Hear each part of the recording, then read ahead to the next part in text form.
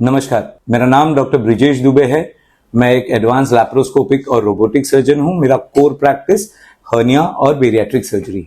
आज हम बात करते हैं पिछले कुछ सालों से सर्जरी के फील्ड में जो टेक्नोलॉजिकल एडवांसेस हुए हैं उस बारे में, कि ये एक सर्जन को कैसे हेल्प करता है, मदद करता है एक अच्छी तरह से एडवांस केयर लेने में पेशेंट को, और पेशेंट्स के आउटकम में क्या डिफरेंस ला सकता है।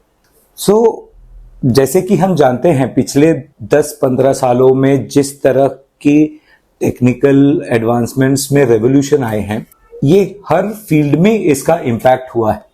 सर्जिकल फील्ड की अगर बात करते हैं तो रोबोटिक सर्जरी, जो कि ऑलमोस्ट अर्ली 2000 से शुरू हुआ है, जब ये स्टार्ट हुआ था, और अब के रोबोट्स और उसकी टेक्नोलॉजी में बहुत भारी एक स्टेप अप हुआ है। उसी तरह से आर्टिफिशियल इंटेलिजेंस, या अगर हम देखें कि डेटा का इन्वॉल्वमेंट लेना, मशीन लर्निंग, डेटा एनालिसिस, इन सब चीजों का जिस तरह से प्रभाव पड़ा है पेशेंट केयर और पेशेंट के आउटकम में, माइंड बॉगलिंग। शुरू करते हैं हम रोबोटिक सर्जरी से। रोबोटिक सर्जरी जब शुरू हुआ था अर्ली 2000 में, उस वक्त इंट्यूटिव ही एक ऐसा ब्रांड था जिसने ये शुरू किया था, दाविंची। उसमें भी दाविंची एस, एक्स, एक्सआई, अब इस साल उनका नया DV5 मॉडल आया है, जो कि अपने पुराने मॉडल्स से बहुत ही ज़्यादा एडवांस है टेक्निकल नॉलेज में,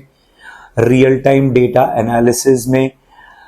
सर्जरी करते वक्त भी आप मॉनिटर पर देख सकते हैं कि आप एज ए सर्जन मैं कितना प्रेशर लगा रहा हूँ, मेरे कॉटरी की क्या सेटिंग्स, कितना मुझे यूज़ करना चाहिए, कहाँ पर ब्लड वेसल्स जा रहे हैं, कहाँ पर ब्लड वेसल्स नहीं हैं, किस तरह के टिश्यू हैं, उसको कैसे हैंडल करना है।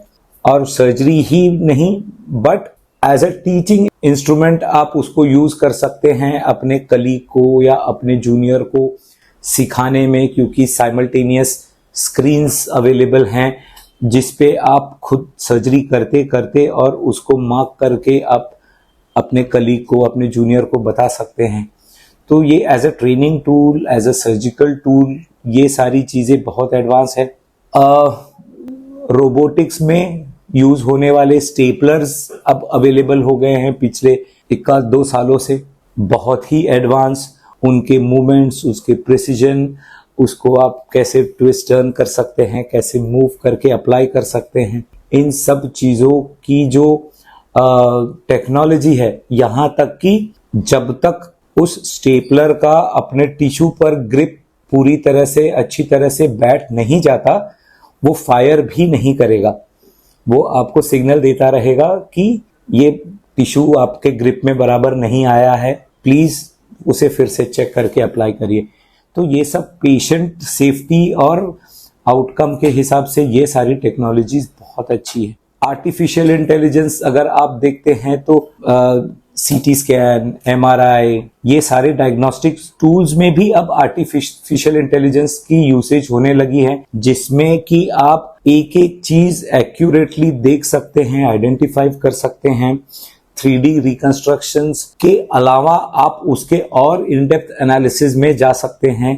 एनहांसमेंट के बारे में देखना है, लीक है, कैंसर है या नॉन कैंसरस है, इन सारी चीजों के आइडियाज, इन सब चीजों में बहुत अच्छी तरह से उसे एनालाइज किया जाने लगा है। सिमिलरली पेशेंट आउटकम में जब आप किसी रजिस्ट्री में डेटा एंटर करते हैं, अपने सर्जिकल रिजल्ट्स को एनालाइज करते हैं, तो ये सारे जो डेटा एनालिसिस है, ये सब इतने क्विक हो गए हैं, इतने फास्ट हो गए हैं। पहले जिन चीजों को महीने लग जाते थे एनालाइज करने में, ये सारे डेटाज कुछ सेकंड में आ जाते हैं। बहुत सारे ऐसे एप्स हैं जिसका यूज करके हम पेशेंट को ऑपरेशन से पहले भी ये बात हम पेशेंट से डिस्कस कर सकते हैं कि आपके केस में इस बीमारी की वजह से क्या क्या प्रॉब्लम्स हो सकती है, कितना रिस्क है, कितना बेनिफिट है, क्या कॉस्ट आ सकता है। तो ये सारी चीजें बहुत हेल्पफुल हो गई। तो अगर आप देखें कि पेशेंट के आउटकम की जानकारी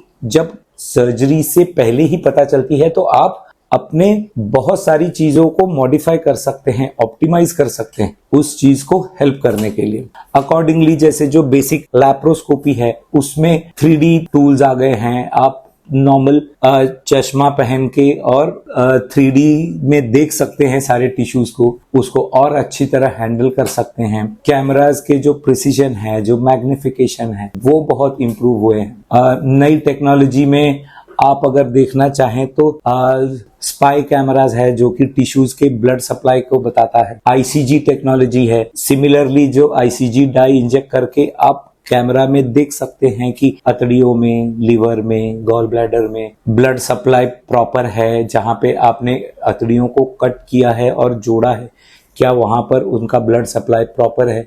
क्योंकि अगर ब्लड सप्लाई प्रॉपर नहीं है तो लीक होने के चांसेस ज्यादा होते हैं। तो इन सब चीजों की वजह से जो सर्जिकल आउटकम में इंप्रूवमेंट आई है, ट्रिमेंडस है। आप यकीन मान सकते हैं कि इन सारी टेक्नोलॉजीज की मदद जितनी सर्जन को मिलती है सर्जरी करते वक्त, वो हेल्प करता है पेशेंट के रिजल्ट या आउटकम को इम्प्रूव करने के लिए। जब भी आपकी कोई सर्जरी है, आप इंटरनेट पे जा सकते हैं या आप अपने सर्जन से डिस्कस कर सकते हैं कुछ नई टेक्नोलॉजीज के बारे में, जिसके बारे में आपको डाउट है, आपको ज्ञान है। उनसे डिस्कस करिए कि क्या ये सारी चीजें यूज आएंगी मेरे केस में, क्या ये अवेलेबल हैं, क्या ये हेल्पफुल होंगे। और आप रीअश्योर रह सकते हैं कि ये सारे सर्जन्स और ये सारी टेक्नोलॉजीज सिर्फ आपकी बेहतरता के लिए काम कर रहे हैं। Thank you.